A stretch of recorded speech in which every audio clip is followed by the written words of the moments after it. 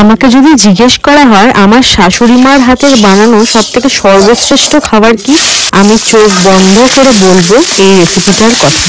Hello বন্ধুরা, welcome back to my channel Rumela and Jiu. তো আজকে আমি একটা শর্ট ভিডিওতে দেখিয়ে দিচ্ছি তোমাদেরকে আমার শাশুড়ি মার হাতের বানানো মাছের তেলের তরকারি। তো ফার্স্টেই তোমরা দেখে নিলে কড়াইটা সুন্দর করে গরম করে সর্ষের তেল দিয়ে মাছের তেলটা ভালো করে ভেজে নামিয়ে রাখলাম।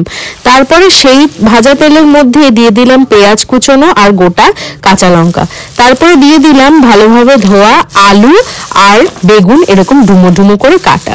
তারপরে হালকা হাতে নাড়াচাড়া করে দিয়ে দিলাম হলুদ আর নুন।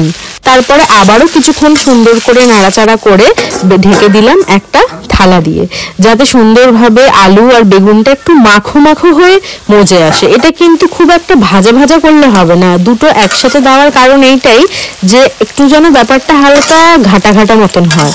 তো ভালোভাবে আবার হালকা হাতে নাড়াচাড়া করে আবার কিছুক্ষণ থালা দিয়ে ঢেকে রেখে তারপরে যখন দেখলাম আলু বেগুনটা সুন্দরভাবে সেদ্ধ হয়ে গেছে তখন ঢাকা তুলে দিয়ে দিলাম এই ভাজা মাছের তেলটা।